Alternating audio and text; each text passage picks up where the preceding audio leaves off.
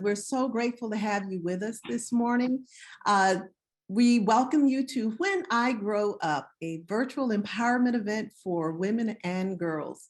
My name is Fanalfi Rue, and I'm District Director for Congresswoman Adams, representing North Carolina's 12th Congressional District. Today's program is a celebration of Women's History Month. And although today is specifically directed towards girls and women, the inspiration and information that our panelists will share today will inspire men and boys as well. And along with our own Congresswoman Alma S. Adams, Ph.D., you'll hear from and experience other amazing women, including our moderator, Danielle Frazier from Charlotte Works.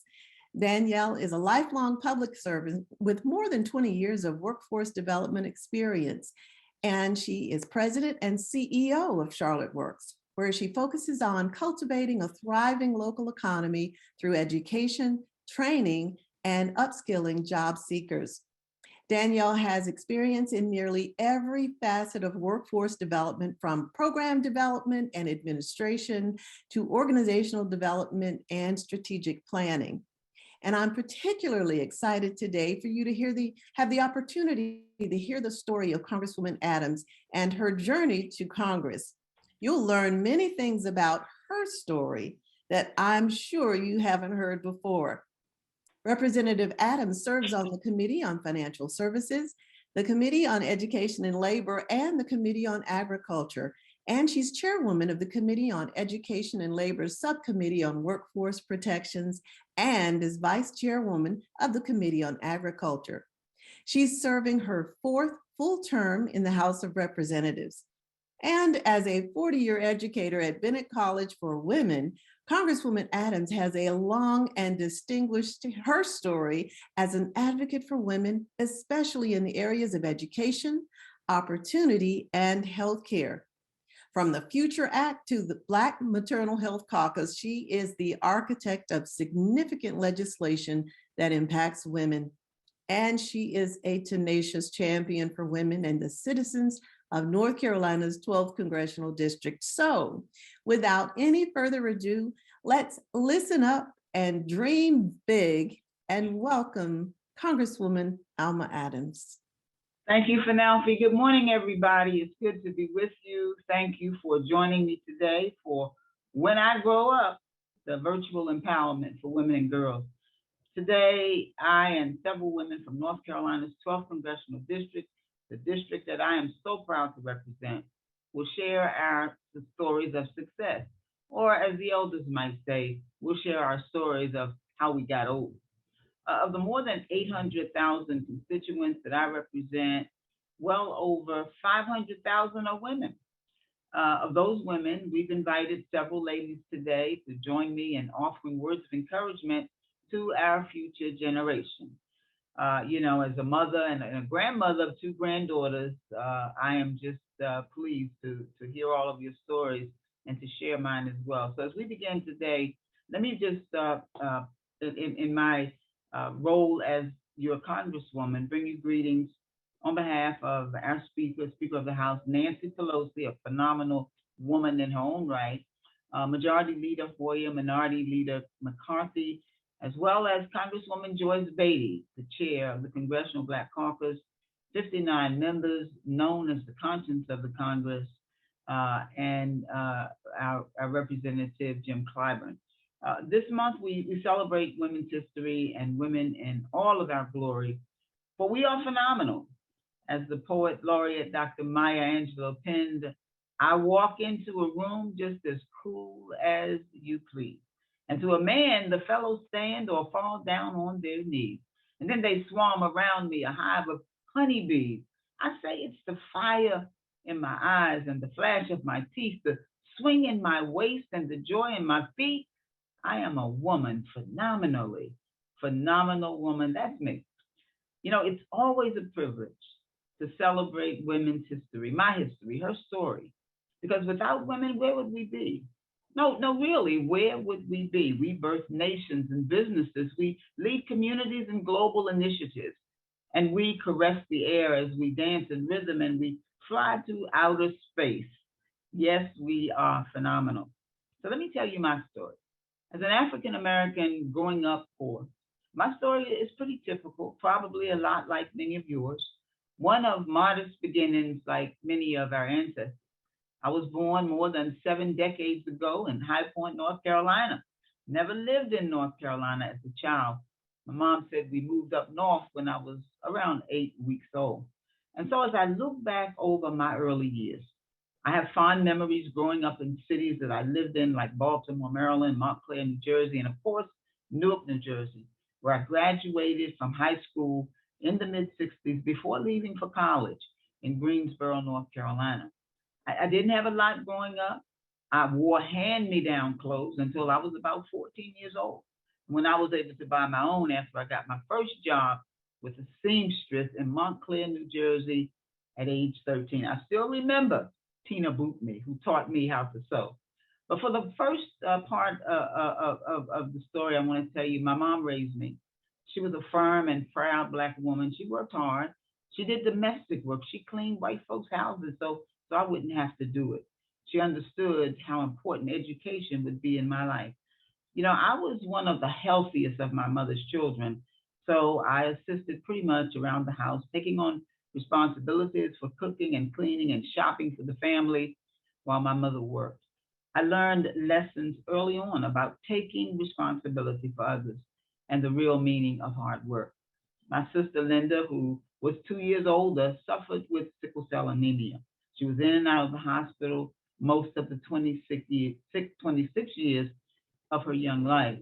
And I still have those vivid memories of getting up late at night in the wee hours of the morning to go with mother to the emergency room to take my sister when she was in crisis.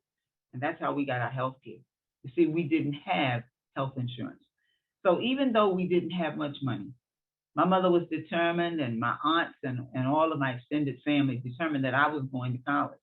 I was never able to figure that one out since I knew we didn't have money. But my mother was a strong willed woman of faith who always told me up until her death in 2015 at age 90, Alma, I don't care what it looks like. She would say, I believe God.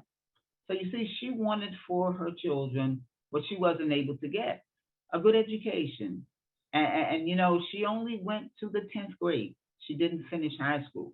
But she believed that old Negro spiritual, which says that the Lord will make a way somehow. And yes, he has for me. She never finished high school. She never went to an HBCU or any CU for that matter. But she was nevertheless a smart woman and knew how important education would mean for my life. And clearly, it's been my pathway. My mother was a strong, independent woman who taught me to be that way too. And she said what she meant, and she meant what she said, and I still try to do that right now. In 1964, I graduated from Westside High School in Newark, New Jersey. And even though I wasn't fully prepared to academically to do college work, I had to take what we called in those days remedial courses when I entered North Carolina A&T State University. But they made a committed investment in me. The university was at that time A&T College. They took this poor Black girl from the ghetto who walked the ghetto streets of Newark, New Jersey. They molded and they shaped me into what they knew I could become. Working full time and part time much of the time while going to school, with the help of my family members and extended family, I was able to complete my undergraduate degree at North Carolina A&T and was able to go on to get my Ph.D. from the Ohio State University, but only because of the North Carolina A&T and HBCU. So you can see why I work so hard for HBCUs right now, that my interest and my advocacy on behalf of these schools is really underpinned by my personal experiences as an HBCU student and 40 years as an HBCU faculty member on the campus of Bennett College. Now, over the years, I've been blessed to have women and men who are role models in the African American community. And through those circles, I've learned the value of helping others and the meaning of service. And I've come to know and believe that service is the rent that we pay for living on this earth. And you all have tried to do that as well. I've tried over these years to keep my rent fully paid up through my academic career and through my decades of teaching, through raising my children, and through my work as an elected official, now serving in my fourth office local, state, government, and now at the federal level. And so as I reflect on my life's journey and all that I've learned and the values I've developed as a person, as an African-American woman, proud and assured about who I am and whose I am, come to the realization that my life over the years mirrors my life of public service, and it's been inextricably tied to one another. Serving for me has always been about helping others and giving back because that was how I was raised, and that's how I've lived my life. So it was a pretty smooth transition for me as I navigated my way over these 35 years, actually 39 years now, from school board to Congress. To put it another way, from the ghetto streets of Newark, New Jersey to the halls of Congress, I have been blessed. And as he did for Jabez, the Lord has expanded my territory. I was fortunate to have a rewarding career in education, teaching 40 years as a practicing artist at Bennett College in Greensboro. And so as we celebrate our history and our heritage as women, I've been enriched and inspired by great women like my mother, who lived to age 90. I've been equally inspired by women in my family, in my church and community who always seemed to take the lead and who encouraged me and nurtured me and who taught me the way to go and the way not to go. Great women of the civil rights era, elected leaders, artists, and writers all impacted my thinking and my actions throughout my lifetime. As mentors and teachers and leaders, they built bridges for me to cross and they helped me to form bonds along my way. I realized early in my career that running for office was difficult and how different it is for women than men who run for office. Women run because we have a call to serve. As an African American woman, I've used my call over these 7+ years, decades of my life, 70, to do what's right because it's the right thing and not because of political expediency. To serve people who, like I was, who don't have a lot, who need more and deserve the respect for who they are, and who have an opportunity to be afforded a good quality of life. I've certainly been concerned about the least, the lost, and the left behind. I was an angry parent when I started out in elected office more than almost 39 years ago. And those 3 decades plus later, I'm still in the game because I'm an angry grandparent today now who cares about all of our children. I'm an angry educator. I'm a member of Congress, still determined to fight for education, to fight for affordable housing and living wages and accessible, affordable health care and good nutrition for our families. And I don't want you to think that stumbling blocks haven't gotten in my way, along my way, because they have. And I've fallen down, but my mother taught me that it's not a disgrace to fall down, staying down is. But when you fall down, you got to get back up. So just know, I was not reelected to the school board when I had my first elected office after my first 2-year term. Instead of giving up, I stood up, more determined to go again and correct a broken discriminatory system that was in place during the 1980s. And so as I continue my work in Congress, completing my 4th term, seeking re-election to a 5th, I know the challenges ahead, and I'm determined to meet them on using examples of and trending the paths that my ancestors laid, whose shoulders on which we all stand today. I'm determined to help pave the way for future generations of women and girls. So I'm so happy to be with all of you today so we can help sustain the families and the least of these to make life better for those in need. That's my passion, and this is my story. What's yours? I'm going to yield to our moderator now for the day, Ms. Danielle Frazier. Danielle? Well, I am so honored to be joining you today and to be among such wonderful and powerful group of women. Welcome to all of the panelists who have joined us today to share your stories about your journey. And welcome to all of you who have joined us via Zoom and Facebook Live. You are in for a treat and an inspiring time. And I'm looking forward to hearing from each of these women about who are breaking barriers and paving the way, like Congresswoman Adams, for more young girls and women to achieve whatever they aspire to do and to be. So we've asked our presenters to share a little about themselves, their career journey, a pivotal moment in their careers that led to their success, and to end with a little bit of advice that they would give to their younger self. Now, before we get started, even though we're virtual, that doesn't mean we can't participate. So to the panelists, if there's something you like, you're inspired, or you're encouraged, Feel free to give some snaps, some claps, or throw something in the chat. We're here to encourage and to encourage each other. So let's get started. Our first inspiring woman today is Miss Joan Higginbotham. Joan is an electrical engineer with dual master's degrees and a 30-plus-year career working with the Fortune 500 companies in the aerospace, energy, and retail sectors. And get this, she is a former NASA astronaut. So we welcome Ms. Joan Higginbotham. Please tell us more about your story. Thank you, Danielle. Appreciate it. Good morning, everyone. I'm Joan Higginbotham. I'm an electrical engineer, rocket scientist, astronaut, wife, daughter, sister, aunt, great aunt, sorority sister, board member, church member, and a queen. That's what my husband calls me. And I'm honored to be included in this remarkable panel of women this morning.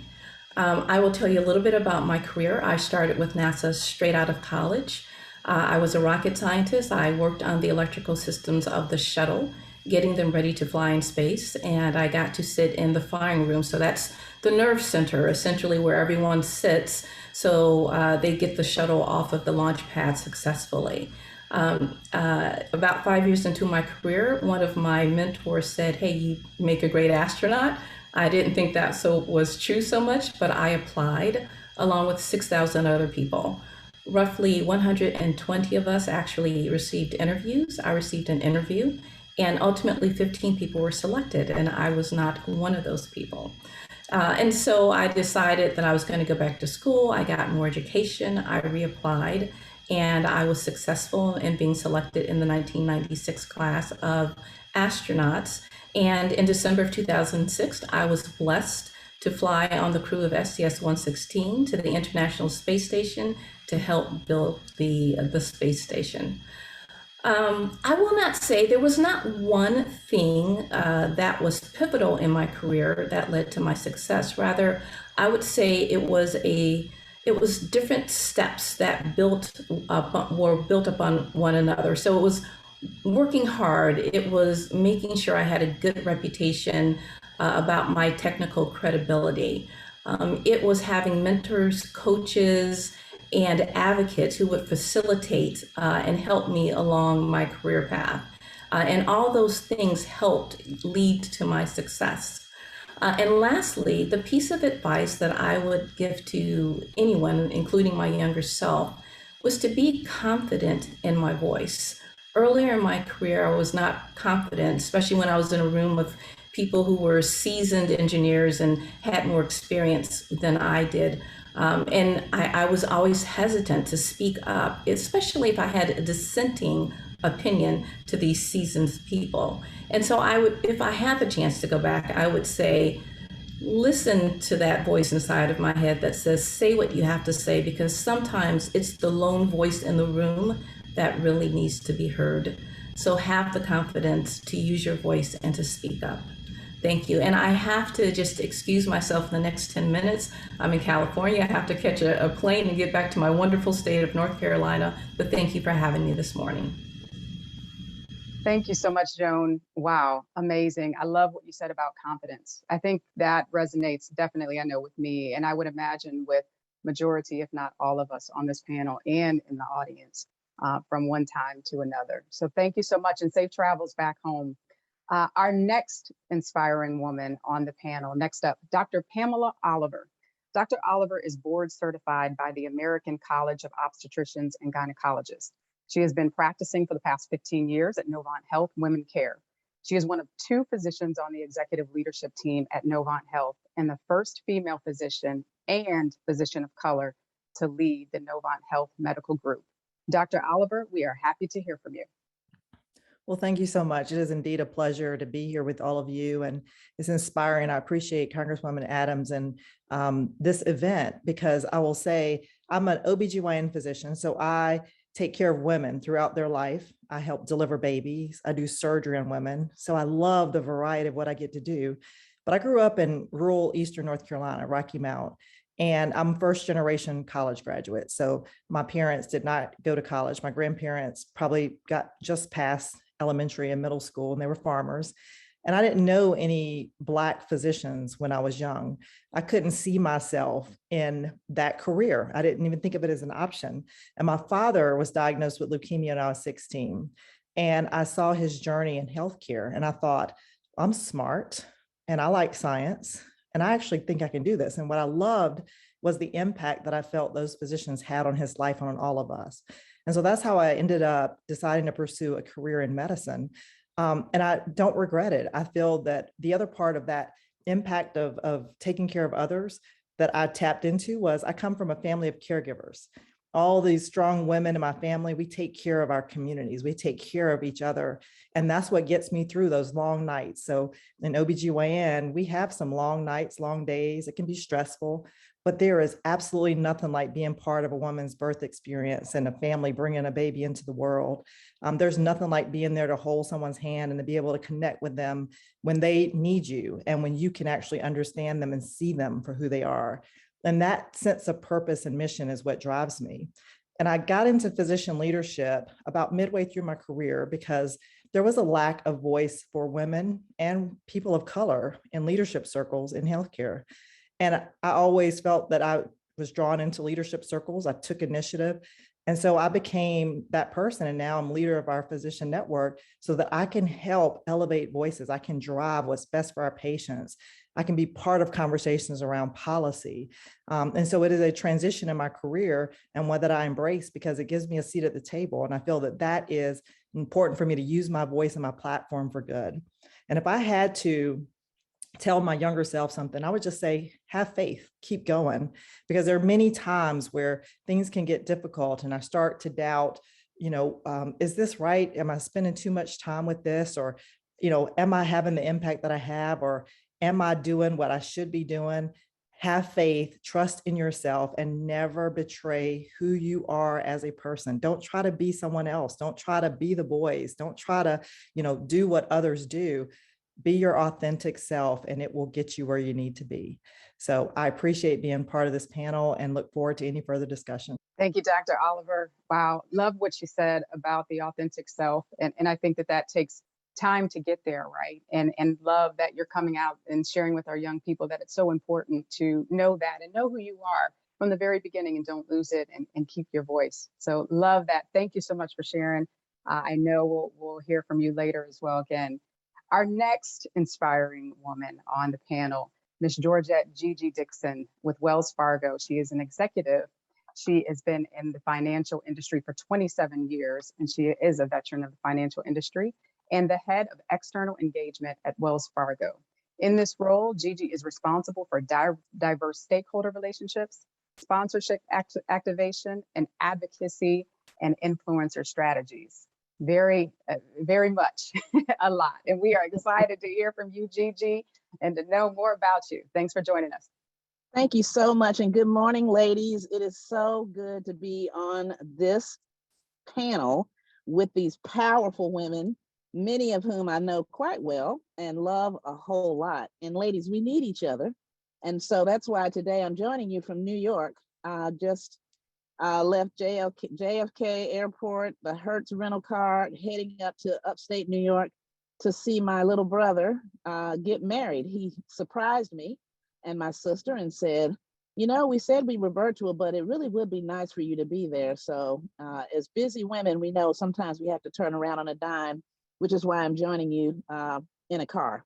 With that, yes, I am Gigi Dixon. I am a proud grandmother of two, mother of two, wife of Malcolm Dixon for 37 years. And the most important thing in my life is the God that I serve.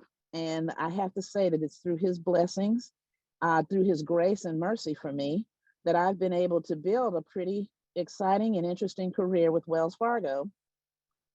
I am Air Force military child. Some people call us brats, in the service. Joan, you know about that. But I'm Air Force, so we moved around. I was born in Dover, Delaware, grew up between Long Island, New York, and Greenville, South Carolina, attended Tennessee State University, where I majored in speech, communication, and theater. I studied opera. I am a performing artist in theater and a public speaker, and I absolutely love music. and never intended to be in corporate America. But because of my college endeavors in policy and activism on the college campus at my beloved HBCU, I was able to get recruited by Procter & Gamble Distributing Company early in my career. And from P&G, I went into the tobacco industry for 10 years and then ended up with First Union National Bank, which today is Wells Fargo, and that was 27 years ago. What I would say, young ladies, is if I had to do it all over again, I wouldn't. I was very fortunate in my life to discover that God was going to use me in the framework of my personality. And therefore, I needed to really embrace who I am and look for ways to be of service to Him.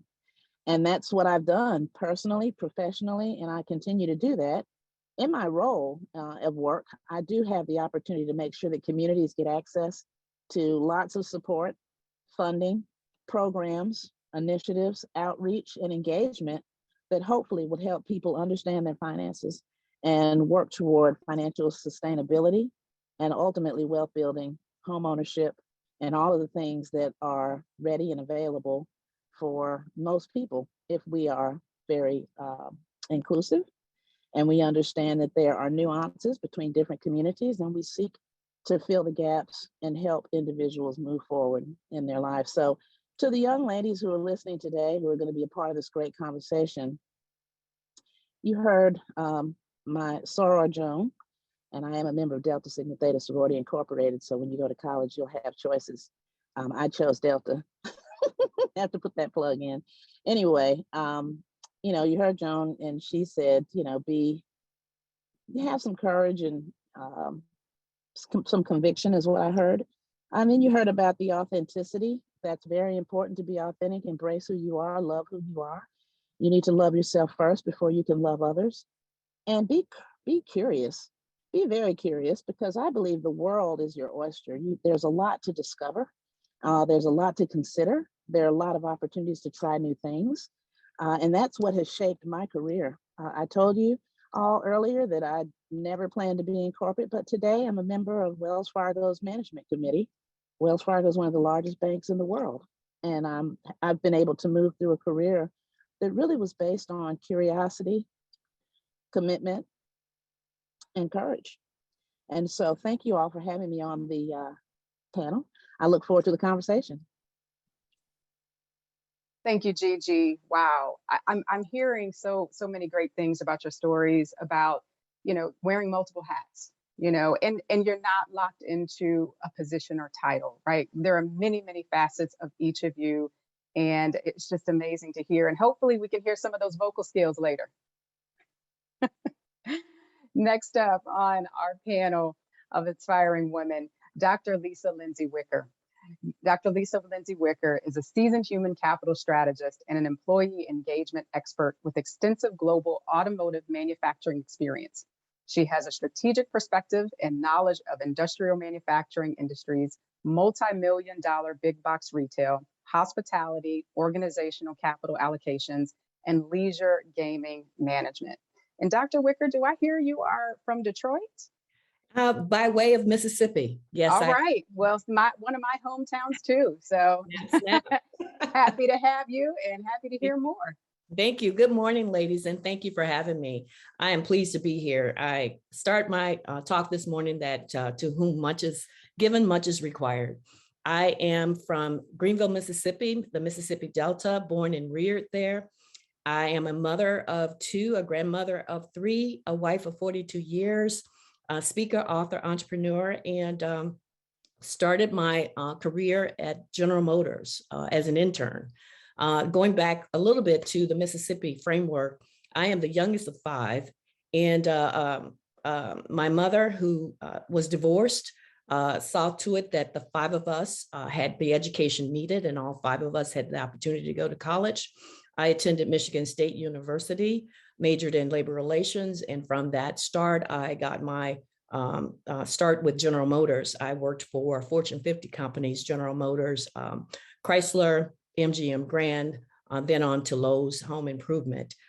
From the start of my career, I had an opportunity to see and have role models to help me understand what success looks like. Today, what I do is lift women, encourage women, help them advance their careers. I own a human resources firm with offices in the Charlotte metropolitan area and Detroit area.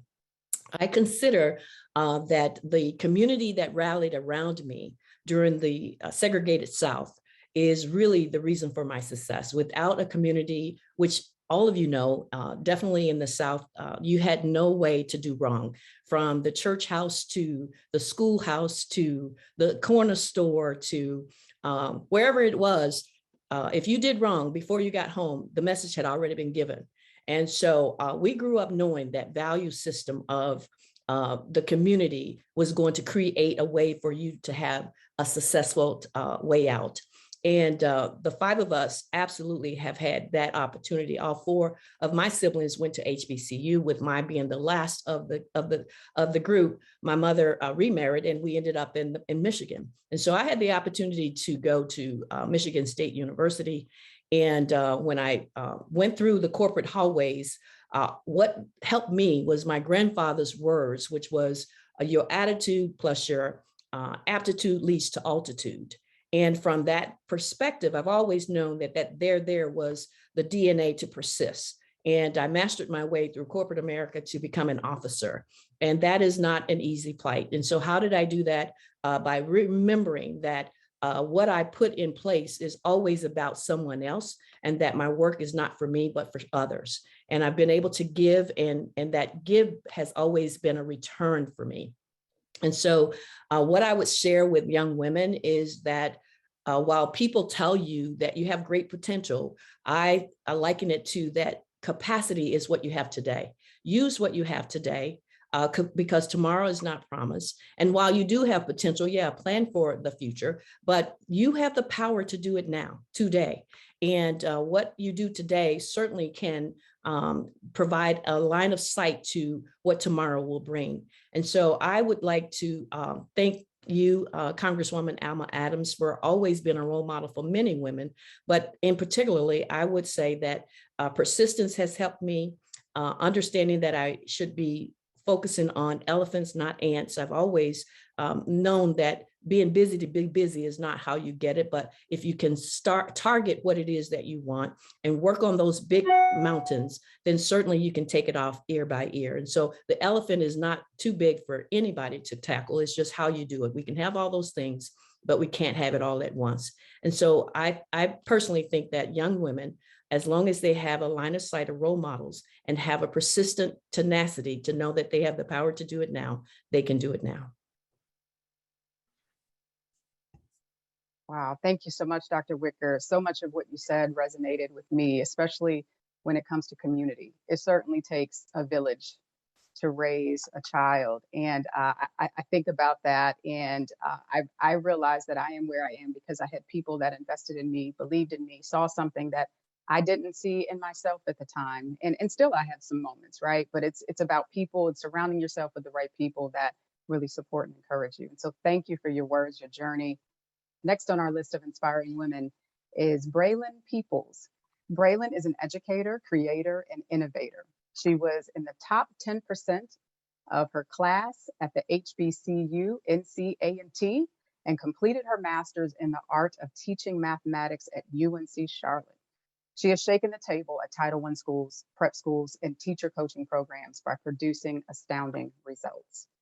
Ms. Peoples, we are here and ready to hear from you.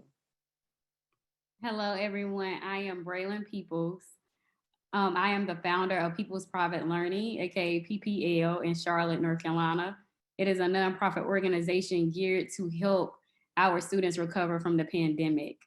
I started off as a child of two entrepreneurs, and my sister, my older sister, she also went on to be an entrepreneur also.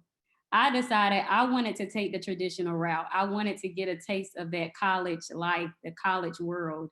And so that was a part of like my biggest journey of wanting to be the first to graduate within my household. So I took the journey. I went to school for journalism and mass communications. Throughout my studies at A&T, I studied so much about education, and it really got to bothering me. I saw that Charlotte, one of the main articles was that Charlotte was becoming resegregated again.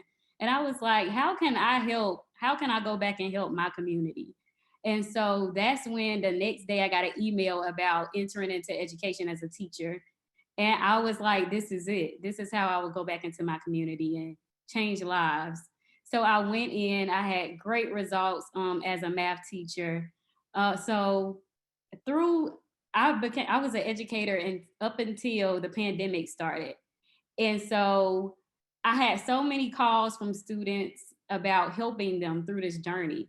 And I was like, there's no way I would be able to help you guys and teach my 93 students that I have right now.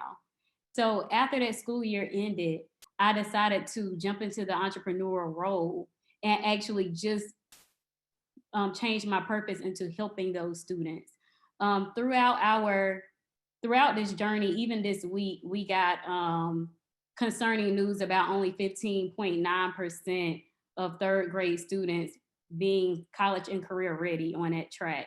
And so what I do is I go into schools, I pull students out for about 30 minutes to an hour a day, and we go over that old material. So we have a group of educators, we go over that old material for students, and we get them caught up on their actual grade level that they are currently on. And so I've been doing this work silently per se, and I just started being more open and getting the community involved so that I can get more help, more funding. And so that's how I am here today, because I've just been shaking the table, making noise about what I am doing so we can have more people like us go in and help our students. Us trying to just make sure that students go on the original track is not going to work. We have so much learning loss here today. And so, you guys, I'm a little nervous, but because I'm in a room with a lot of phenomenal women. And so I do want to get this across to you all. But yeah, my main concern for students is I want you to continue to shine bright. When I was younger, I was very confident, very vocal. I always spoke my mind, but over the years, I let people tell me, you got to bring it down. You can't always say what's on your mind. You can't always say the things that you want to say. And so I brought it down a lot. And so I've been on a journey to making my light shine bright, even brighter than what it was when I was younger. When I was younger, I always knew what I wanted to do. I always knew that I wanted to be in education. I always knew that I wanted to help others. And so me letting other people say, you know, bring it down, you know, you need to be traditional, be on a traditional route. And so now my call to all students and all young girls and all young women is to continue to be yourself. Don't lose it. God gives us our calling early, and over time we kind of lose it. And so what I am pushing is just keep it going, keep remembering who you are, keep shining that light, keep shining it bright. And whoever has anything to say, they don't know what changes you can make in this world. So that is my story, just coming from entrepreneurs and going on a track of going to college and actually finishing college. And even with any obstacles that came in my way of any financial burdens or anything, just keeping it moving because I have a bigger journey. When I was during the pandemic, when I first was in education and I was just going through the motions, I realized like God was just really saying that you can do more out here. You can do more during this time. And so that is why I was like, I got to step out. I was a new mother at the time. And I just knew that it would be a hard road, but I was willing to take that journey so that I can help so many students, you all. We have to make sure that they get into great careers. We have to make sure that they get into great colleges. And that is my purpose of making sure that the numbers right now, it doesn't say that they're college and career ready, but we will make sure as a community wrap our hands around our current students and make sure that we travel with them on this journey until they get there. I also have a bigger goal in mind that I am creating learning hubs across Charlotte where we will make sure that we pour into culture ourselves, we pour into technology ourselves and teach our students how to do the same. So that is really my work. I know that I'm new to the bunch. I know that you're like, I never seen her, but now you see me. And if you want to wrap your hands around my journey and my cause, I am here for you all to help. So thank you all. Thank you so much for this opportunity. Thank you, Braylon. And let me let you know, you are one of these phenomenal women too. Thank you for your passion, for your work. Thank you for what you're doing in our community. And I personally will be wrapping my arms around the work that you're doing. It's near and dear to my heart in workforce development and making sure that our young people have a strong foundation and a better trajectory to being career and college ready. So I look forward to connecting with you as well. Thank you. Next up, we have our next inspiring woman, Deidre Willis. A Mississippi native, Deidre Willis started her financial services practice in 2012. Before Northwestern Mutual, Deidre held various roles with International Paper, including financial analyst, internal auditor, and business development manager. With her true passion for financial literacy and appetite to equip others in wealth building. Please welcome Ms. Deidre Willis. Happy to hear your story, ma'am. Good morning. Thank you. And thank you for that fabulous introduction. I first want to say thank you, Congresswoman, for the opportunity. It is more than amazing to be here amongst great women. Just so all of you know, I have been rooting for you and jumping up and down every time someone has spoken. So it has been truly a delight. I am more than honored to share a little bit about myself, my story, but more importantly, to share wisdom with the young ladies who are here on today. As you mentioned, I'm a Mississippi native, so grew up in Mississippi, in Grenada, Mississippi, born and raised. After graduating from my high school, I went on to Mississippi State University. There I pursued banking and finance, and that's how I got into the financial arena. My career path has been one that has truly led me to where I am today. So I started with International Paper, which is a paper and packaging company, one of the largest in the world. And I had the pleasure of being a financial analyst, being an internal auditor, as well as a business development manager. So what does all of that mean? When you think about today as a certified financial planner, as a financial advisor, essentially analyzing, probing until you know, and also have an opportunity to help people develop a strategy for their success. I am grateful for International Paper because it catapulted me to this opportunity today. I think about throughout my life, what has been pivotal. Number one, how I was raised. Number two, my family's support. Number three, the opportunities that I decided to take, right? So one of the things that was first critical for me was allowing my purpose to come through. So it was very scary, and I was certainly afraid to make the leap for something that's unknown, starting a practice in a city that have only been here for a couple of years without any support, and who knew how things would shake out. But when you know that you're purpose-filled and you must do something that's above you, you have to make that move.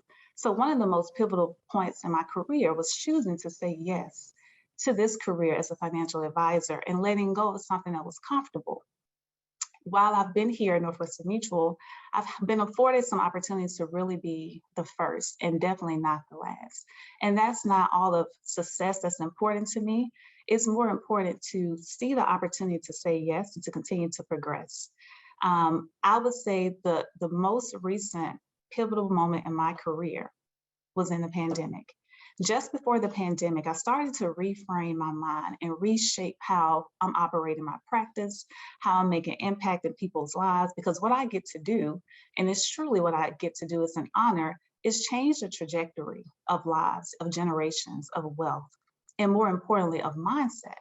So I started to formulate some different patterns, a different approach to my business at the end of 2019.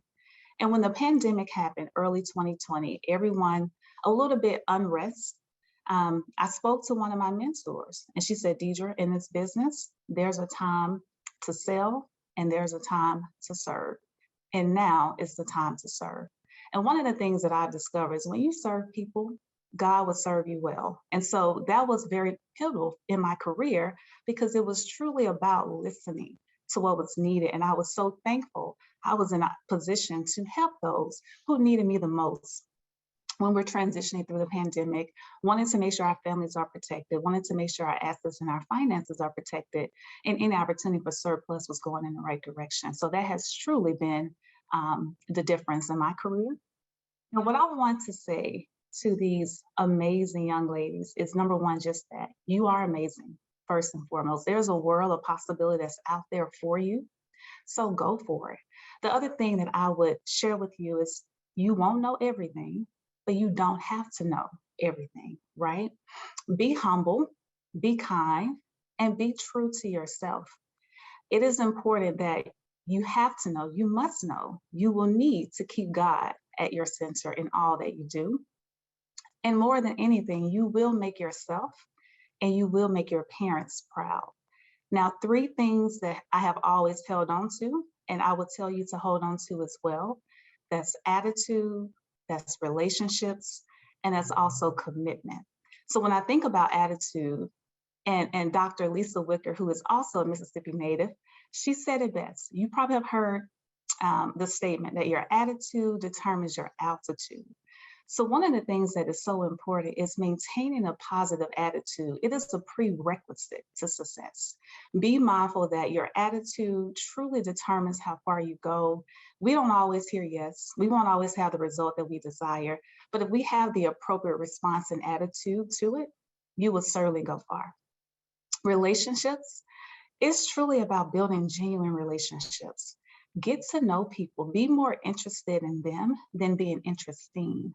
Because by you being interested in someone, you would always be memorable. You will be valuable to them. And so as a relationship, one of the things I speak to is the network, right? Your network determines your net worth. Not just in terms of money, but access, resource, people. It is critical to know that we never know who we're sitting next to. That person in your classroom or that person you're walking next to, you never know who they'll become. So build genuine relationships. And last but not least, commitment. And when I think of commitment, what I refer to is doing what you say you're going to do, simply. Because doing what you say you're going to do is a rarity. And I would tell all of you, beautiful gems, be rare and commit to doing what you're saying you're going to do. That makes you extraordinary in an ordinary world. So thank you for joining us on today. And I look forward to further engaging. Thank you so much, Deidre. Oh my goodness. Again, so much that resonated, but I love the time to sell and a time to serve. I've got to think about how I can, what the sell part might be and how it relates in my industry, but certainly, definitely timing is everything. And you've got to know how to pivot. And I think this pandemic has just exacerbated some challenges for our people. And thank you so much for the work that you're doing and for having the discernment to pivot and shift to help in this time of need. So thank you so much. Next, our next inspiring woman is Ms. Alva Wilson. Alva Wilson has leveraged a 20+ year career in corporate leadership for Fortune 100s to build an agency that helps organizations and executives reach new heights of influence, performance, and profitability. We are excited to have her here today to share more about her story. I'm going to hand it to her. Ms. Wilson, please. Good morning. It is a pleasure to be here with all of you this morning. Congressman Adams, thank you so much for the opportunity. And I have too been inspired by all of you who have shared before me this morning. I am a proud product of rural South Carolina. I contribute my upbringing to so much of my success today. We were raised in a village. I'm the youngest of 9. And both my mom and my dad were entrepreneurs. I have been a product of being able to be raised by cousins and family. And so that type of assurance and validation was always there with loved ones near. There were other things that I think my parents did very intentionally that made a difference for my siblings and I. The first thing is that they shipped us away in the summers. And so as most Black families, vacation looked like whose house could you stay in the summer for free? And so I spent many summers in Washington, D.C., Low Country, South Carolina, and other places in which we were just exposed. And so that's the other point I want to make. I do believe that the exposure for my siblings and I, when we were young and able to see things that were different than our surroundings in rural South Carolina, really contributed us to understanding what life could be like outside of what we saw every day. The other thing is that all of us went to college. Going to college was not an option for the 9 of us. And so we all went on to college. My parents were not college graduates. As I mentioned, they were both entrepreneurs, but they were also very much community oriented. My dad started a credit union and bank for the community. So my Saturday mornings were about jumping in the truck with him with passbooks to go and collect money. He helped people buy homes, their first homes, buy their first cars, finance businesses, etc. I had no idea what was happening at the time. I was just in the truck with my favorite parent at the time. My mother was a very hardworking person, and my father unfortunately passed away when I was only 9 years old, and I saw her work and retire twice. And when she passed away, she had her shoes on, going to look at a building that was named after her. And so that type of upbringing was very important for us to help us understand what was possible in life and how we should live our lives in terms of helping and serving other people. I was very fortunate to be able to attend Winthrop University for free. I received an MBA and an accounting degree from Winthrop free of charge, only because my mother made me get off the bed and go to the seminar that night at high school. She said, get dressed. I said, I don't want to go. She said, get up and get dressed anyway.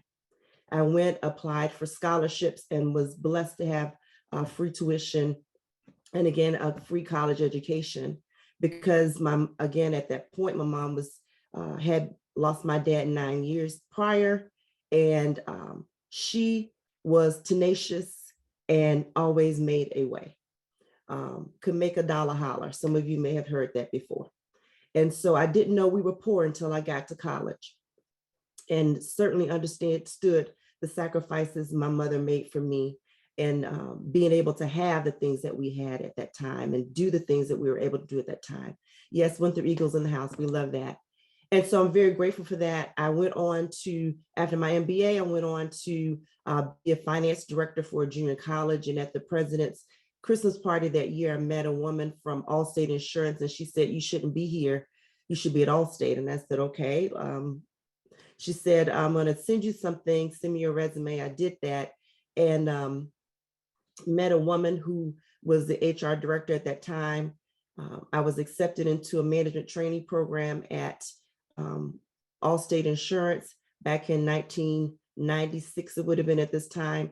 I made an assumption that I would be placed in the accounting department because of my accounting degree and my experience. They offered me a job in IT, and I freaked out. I called my brother, who worked in IT at the Pentagon at the time, and said, you won't believe what happened. They offered me a job in IT. I know nothing about IT, what is happening. And he said, Dee, they know you know nothing about IT. You can't fake that. And I thought, that's right. And so I said, I'm going to take the job. I went back and took the job, but I said, I'm going to accept the job, but I have to ask you why you offered the job to me. And he said, well, you have this, and this, and we like you and you're a good fit for the organization. And that was the first lesson for me, was that people will hire you for who you are, not for who you know. And so fit is really important. So just by standing up as who you are every day, the universe will make room for you. God will make room for you just for being who you are. So don't try to be anybody else. Don't try to fake anything else. And IT, I'll tell you this really quickly. I'm going to try to be succinct. I have a lot of passion around young women. And so I have a lot to say, and I'm going to again try to be succinct in my remarks. But during that time, I tried to be like the guys, because I was in IT and data, and they were all men, mostly 90% men. And I have 6 brothers. So I'm the youngest of 9, but 6 brothers. So I'm very comfortable with the guys. And so I'm hanging with the guys. And so I would hate it when women talked about shopping and those kinds of things in the workplace. I thought, I cringed about that. And later in my years, I thought, how silly and ignorant was that of me? Maturity is a wonderful thing. And so it's wonderful that we have all these women here to share with you today. I left Allstate Insurance and went to Royal & Son Alliance, and went there to start a program management office. And it was the sixth largest insurance company in the world. I left at the time. I left and went to a startup, Rollover Systems, that's now owned by Bob Johnson. And there I learned about raising rounds, how to run a small company, how to build a team. In small companies, you get to get your hands dirty and do a lot more than you would in a large organization, because you have to have the opportunity to wear many hats. I left Royal and Son Alliance and went to start up the credit card division at Wachovia. At the time, I ran customer experience for the entire enterprise and really learned a lot more about strategy and developing strategy and collaboration and all those types of things that really require you to be successful in life, regardless of what your title is or what your job is. I left there and went to actually start a bank. Went to start Ally Bank. There were less than 30 people on board today. And so just like my father, I can say that I helped start a bank, or I helped create a bank. The most important pivot in my career was the decision to start my own business. I had 3 businesses prior, always things that I did on the side. As a child, I did not play teacher. I played business, or I played store owner. I didn't play teacher when people came to my house. And so I had an entrepreneurial spirit that was in me from the very beginning. And I always served that spirit by having these businesses on the side, but never anything that I wanted to do full time. What I learned in corporate America, and I didn't realize this was happening at the time, but there were a few things that I did in corporate America that continue to serve me today, which is that I just watched the environment and I watched people. And I made very conscious decisions about how I was going to move in particular environments, teams, organizations, projects, et cetera, understanding my role in it. What can I contribute? What can I learn? What can I give here? Who can I help? Who can I serve? What does my boss need? How can I help him be successful? Because I help him or be successful. I will be successful when it comes time for bonuses in February. This is literally my thinking during that time. And so making a very conscious decision to learn, to say when I turned 40, the entrepreneurial itch in me became so loud, I knew I needed to serve it, because I felt that I was off purpose. I knew that there was more purpose for me in my life, and that I needed to make a decision about what I said then, how I wanted to live the second part of my life. And I wanted to live it on my terms. And I knew that I always wanted to have a business. And so I was key talent, being promoted and identified as someone who was of value in the company. But I was doing this until such time I figured out what I wanted to do with the rest of my life. And when I turned 40, I could no longer deny what I call it, the itch inside of me. I had to figure out how to quell that noise that in my mind that became louder. And so I thought, you have to understand, what are you good about? What are you good at? And what do other people think you're good at? So I did an undercover 360 and asked other people for feedback that I trusted. I did a couple of things around studying. And one of the things that resonated with me most was that the thing that I wanted to do most of anything else was to begin to help young African Americans in corporate America learn how to be successful. It was very clear to me that there were some things that some people knew in corporate coming into that environment that people like me just didn't know. I learned it because I studied people and I was astute enough to respond. But I saw so many of just people of color coming in and not understanding the rules, the hidden rules that they were playing within. So they were really operating without understanding the gameplay or the role book or the playbook. And I wanted to do that.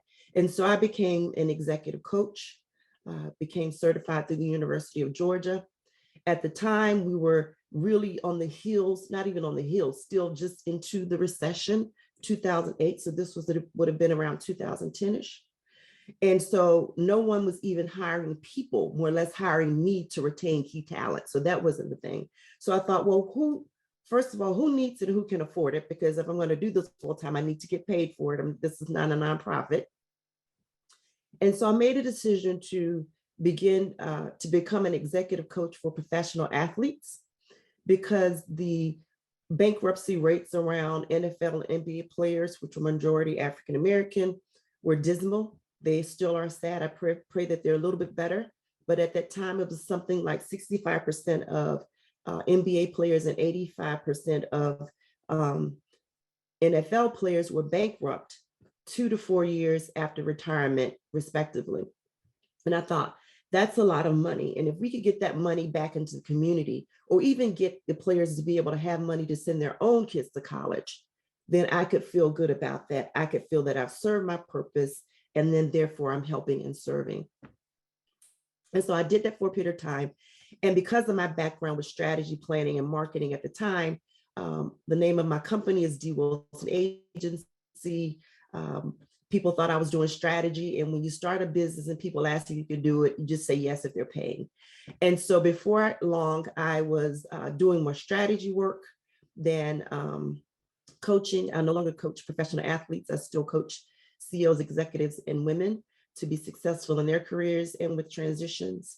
And more importantly, today my agency is dedicated to helping organizations help diverse communities and diverse businesses be successful, generate wealth, and help communities thrive.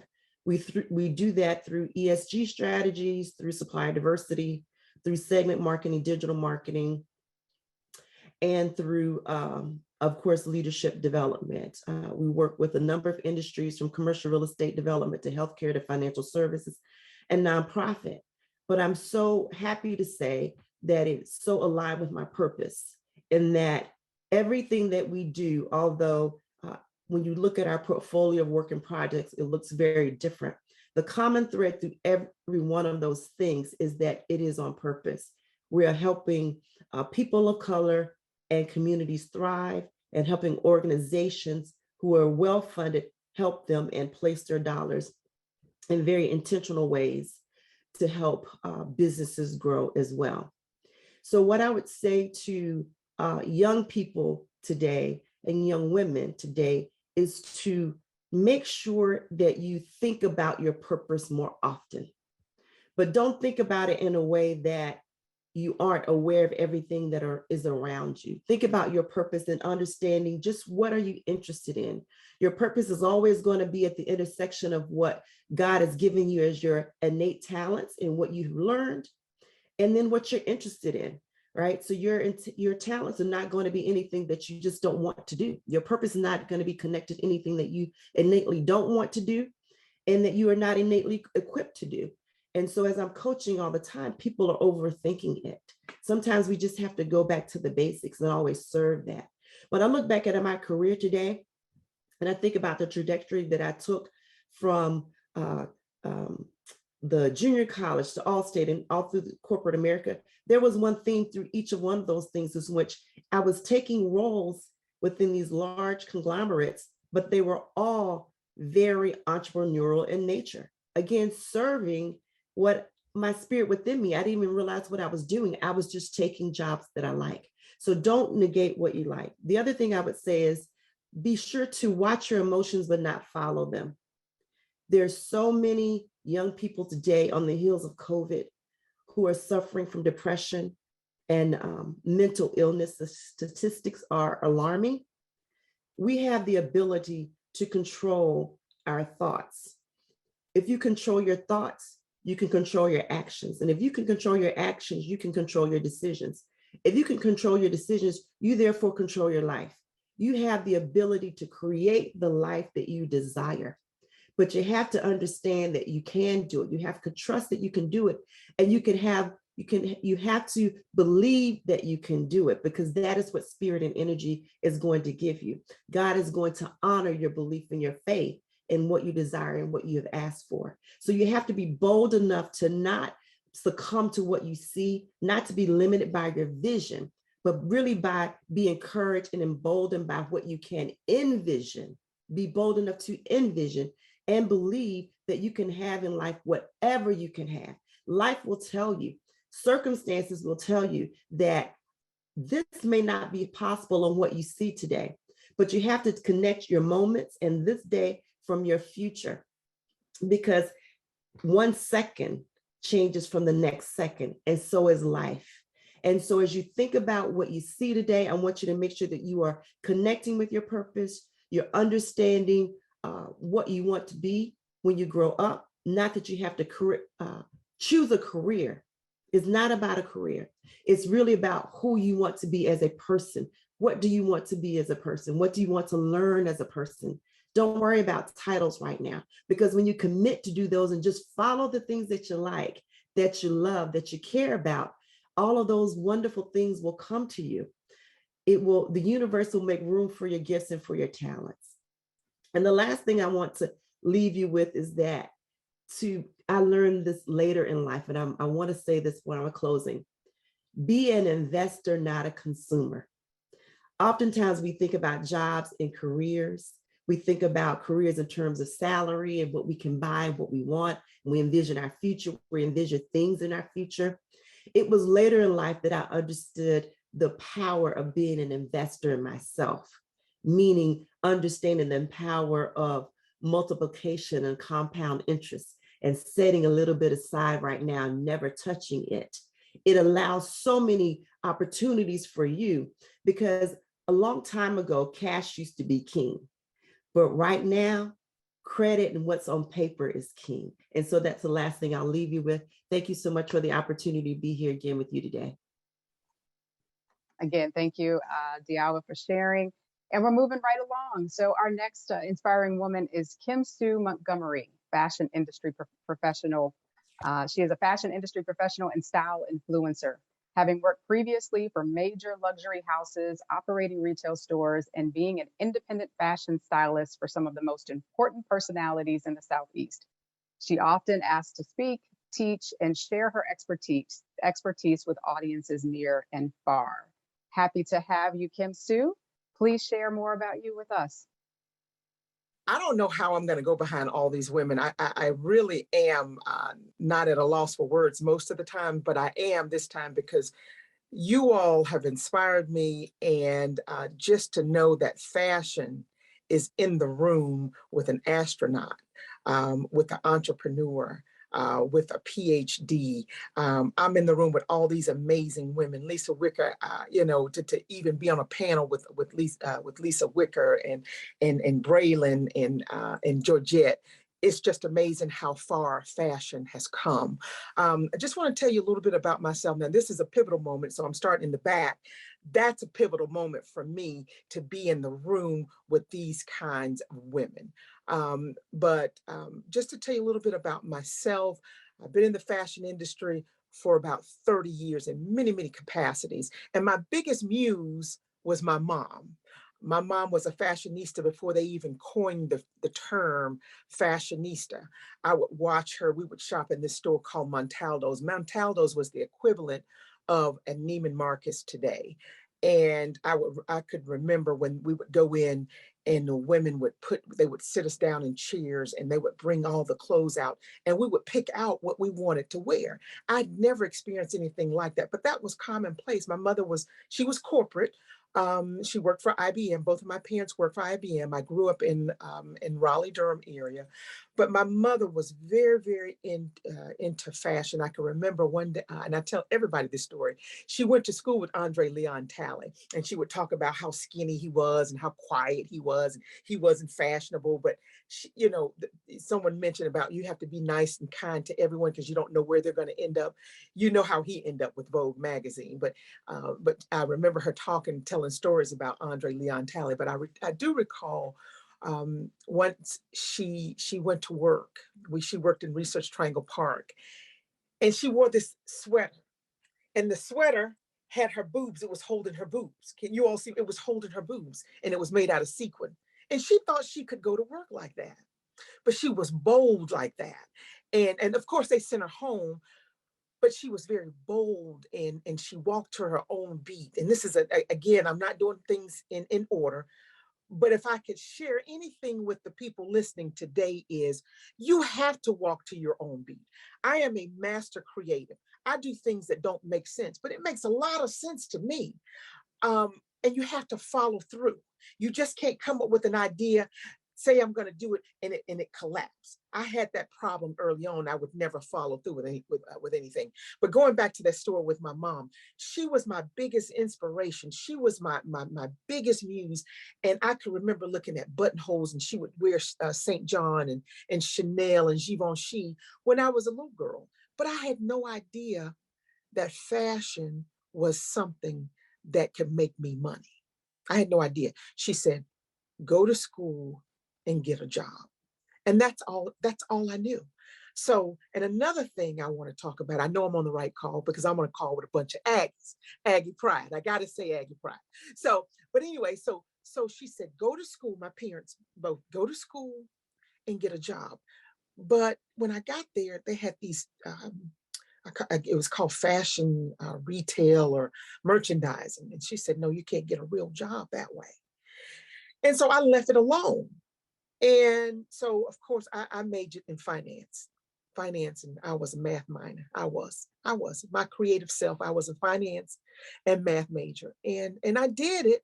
I didn't do it well, but I knew I had to please my parents. So after I graduated college, I went on and I started working for big name doors, your Neiman's and your luxury retailers. And I learned a lot because I went into their management program and I learned how, profit margins worked, and I learned how demographics worked. And, once I started selling, and I'll never forget, I worked alongside a woman. Her name was Barbara Weiss. And I'll never forget Barbara Weiss. She was this tiny Jewish woman, and she wore hair like mine.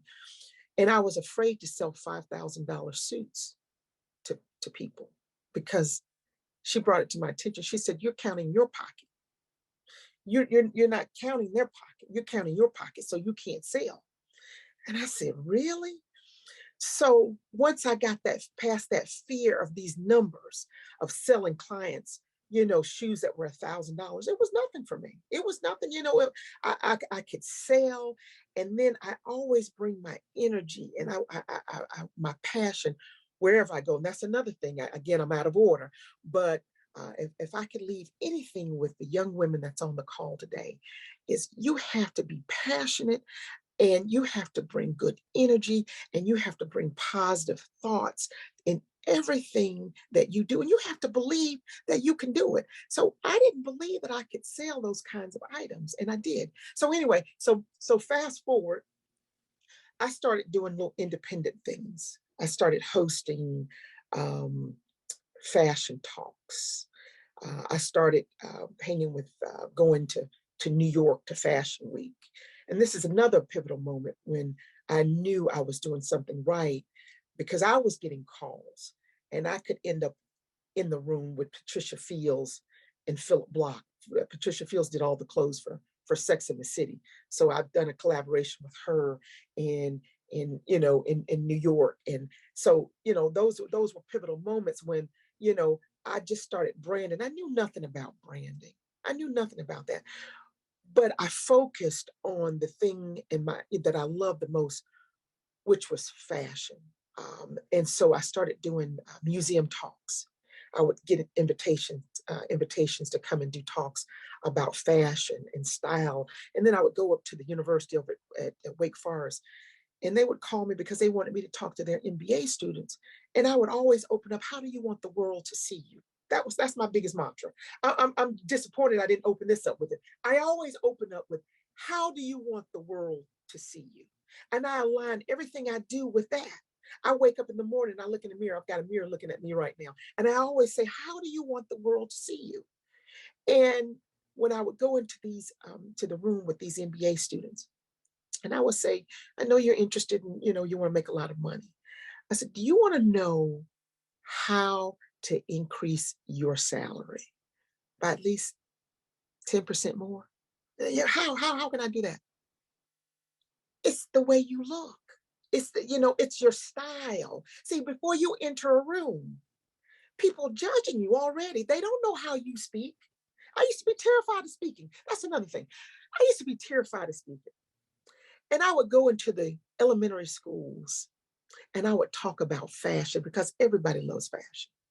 And I would talk about fashion to elementary school kids, and I would practice with them. They don't know I'm nervous. They didn't know I didn't like it, but I did that for years and years and years until, I got to a point I started to accept invitations, because for a long time, I didn't accept invitations to go and speak about style and the correlation between style and success. That's my thing. But I was so terrified. So I had to figure out a way to get beyond my fear. So once I got past that fear, I started talking about the thing that I love the most, which, well, not the most, because God, my family, but the thing that I was passionate about, which is fashion and style. And I started talking about it, and people started to follow me, and I started to be an inspiration. So I started, if you get on a cruise ship today, and you probably won't because of COVID, any cruise ship today, you'll see my face. Effie Jewelry called me maybe about 6-8 months ago. And they said, we want you to talk about style. We want you to talk about fashion. We just want to talk, we want Kim Sue. And they paid me just to come and talk about their jewelry. And I talked about their jewelry. I knew nothing about their jewelry. And I talked about their jewelry, and they paid me a lot of money just to come talk about their jewelry. Then I got a call from the young women that run the retail store in the airport. And they said, look, our numbers are bad. I knew nothing about airport retail. Airport retail, I studied it for about 8 months. Airport retail, I figured, it found out it's so much different than outside retail. And once we figured that out and we got those profit margins, I can't go sell this ring for $15 in the airport, because people's expectation is different. I can go put $1,000 on the ring in the airport, and people think, whoa, I got something, because it cost a lot of money and it was in the airport. So once we figured out how our thinkers and travelers, when they want something unique and different, once we figured that out, we turned into a multi-million-dollar store, and they were able to sell that store. So these were just the opportunities that I was getting just from being in fashion. And then, Estee Lauder, they came out with a new line of lipstick, and they called me, Kim Sue, we want you to pick the models, and we want you to do this fashion photo shoot. And I said, me? Fashion? So fashion has really opened doors for me. And I tease and I joke and I said, fashion is in the room with astronauts and Allstate insurance representatives and all you wonderful, amazing, Congress people. But fashion is everywhere. And I don't know if you're aware of the fashion campaign that Ralph Lauren just recently launched. And it's a marriage between Morehouse and Spelman College. And I'm so excited for this. And a lot of people think, oh, we're being exploited, but we're not. But you got to have someone in the room advocating for you. And that's another thing. You got to have someone in the room advocating for you, or you've got to advocate for something that you believe in so that people can get opportunities. And that's how I have been able to thrive and be successful in the fashion industry. Fashion is more than just going to sell on the floor at Belk's or Neiman Marcus or Bergdorf or wherever. But fashion, you can be an entrepreneur and you can make a living just by working in fashion and style. And that's what I have done. I've worked for big name doors. I have worked alongside major fashion stylists. I've done fashion photo shoots, all because I just thought that I could. And it happened. And it's been an amazing journey. And my mother was the first person. Again, she was my muse, and she was the one that showed me how to look at hemlines and quality fabric. So if I could leave you with something, I'm kind of bouncing around because I know we've been on this call a long time, but if I could leave you with something that pertains to style and fashion, a little story. Back in 2007 and 2008, my husband and I lost everything we had. We lost everything. That was during the housing. They had the fall of the housing market. But anyway, so we lost everything. But I had invested, and my husband had invested. We bought, designer high-end couture pieces of clothing and jewelry. And we were able to sell off all of these things, and we were able to start a business. So my husband started his business, and we got the capital because we made good choices when we would buy, the right pieces. So buy the most expensive things that your money can buy. And those will be your workhorses. Those things will last you a lifetime. Okay, that's it. Thank you for having me. Thank you very much. Thank you for having me. Thank you, Kim Sue. I appreciate you sharing. Love your passion, your energy for fashion. And look, I know who to call because I can certainly use some fashion tips. And last and certainly not least, our last aspiring woman that we have here today, Rosalind Singleton. She's a survivor and veteran. Rosalind is a U.S. Navy veteran, loving wife, and is currently battling an aggressive form of brain cancer called glioblastoma. Despite 4 brain surgeries and multiple rounds of chemo and radiation, she is still a fighter. Through her social media platforms, she shares daily motivational quotes about God, faith, and religion. And before I share and send it over to you, Rosalind, first I have to say thank you for your service to God. Thank you for your service to our country. And so please share more. Thank you. Good morning, everyone. Again, I am Rosalind Singleton. I am truly honored to be here, to be a part of this empowerment panel with such phenomenal is the most basic way to describe you women that are attached to this, but you guys are absolutely phenomenal. And I am so blessed, literally so blessed to be a part of it. I am Rosalind Singleton from Lugoff, South Carolina. It is a very small town right in between Columbia and Florence. I graduated high school in 2001, and I went directly to the military, to the Navy, hoorah Navy. And I served for 8 years in the Navy. I did a tour in Iraq.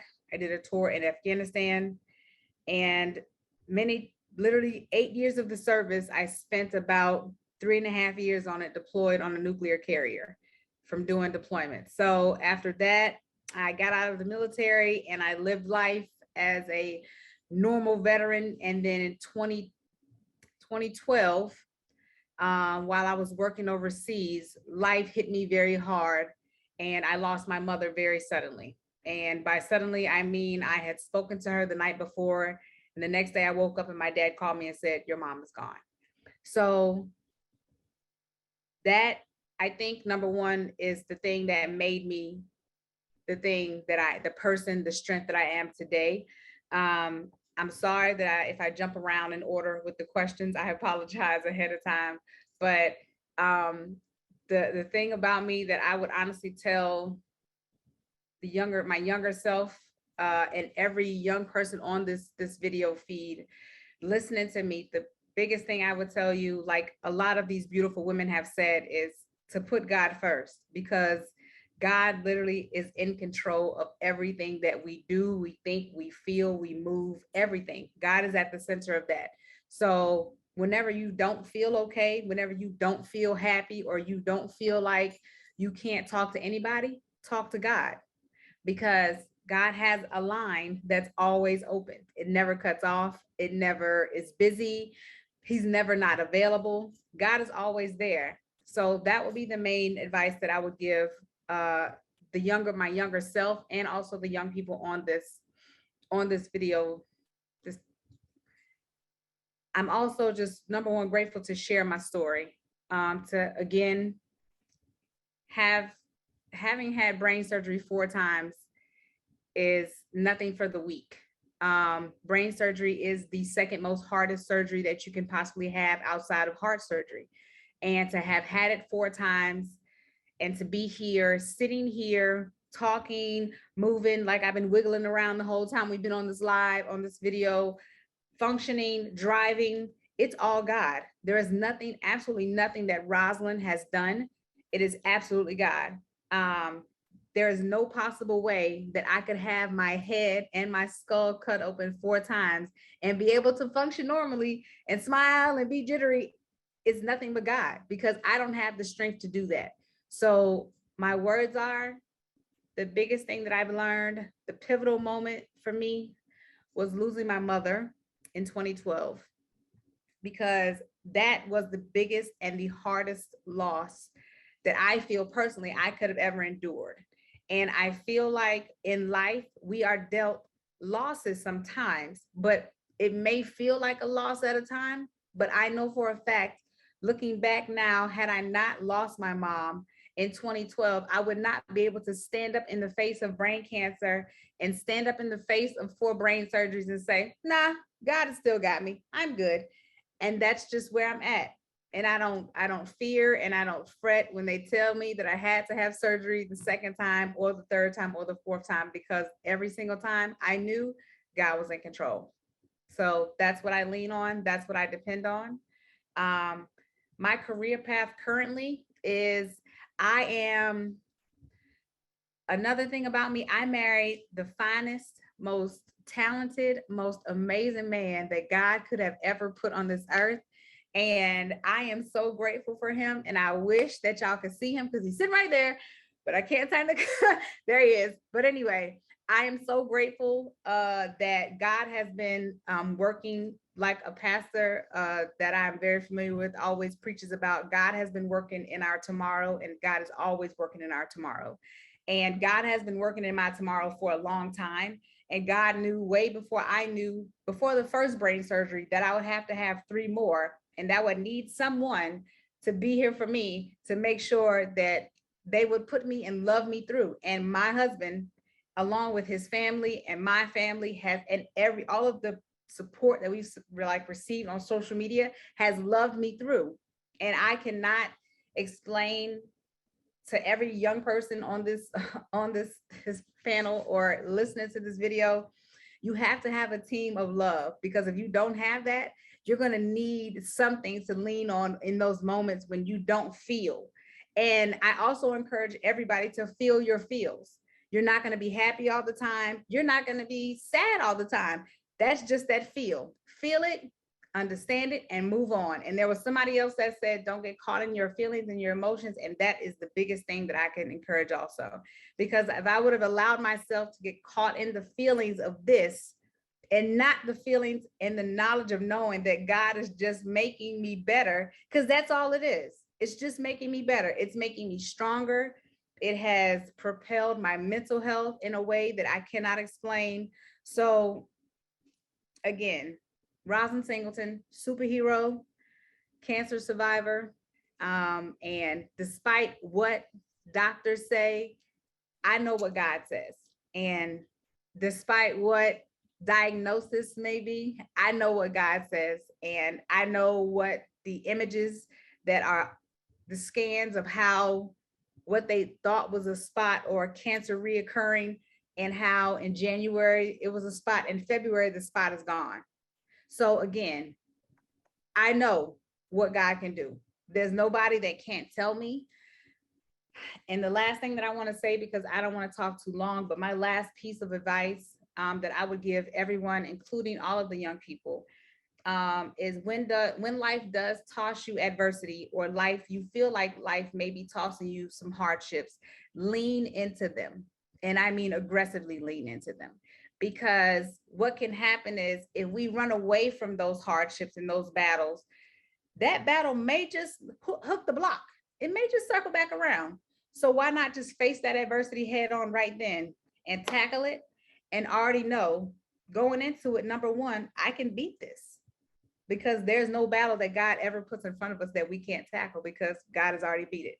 So lean into the battles, lean into the adversity. Secondly, like I said, feel your feels. And the last thing, always make sure that you're transparent. Be your most transparent self. I have always tried to be my most transparent self, because inside and out, especially on the inside, when your light shines, it glows and sparkles on the outside. So if your inside is healthy, and it's healthy and happy, and your love and filled with like gratitude, that's how your light shines on the outside. So mental health, make sure it's number one. I am a huge mental health advocate.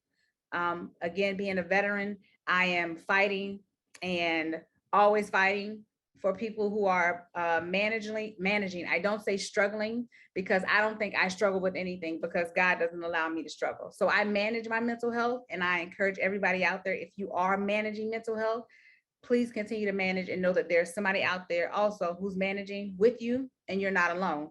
But also make sure that you're talking to someone who is a available and positive outlet, and love is the only thing that you need. God and love, period. Thank you, Rosalind, for your testimony.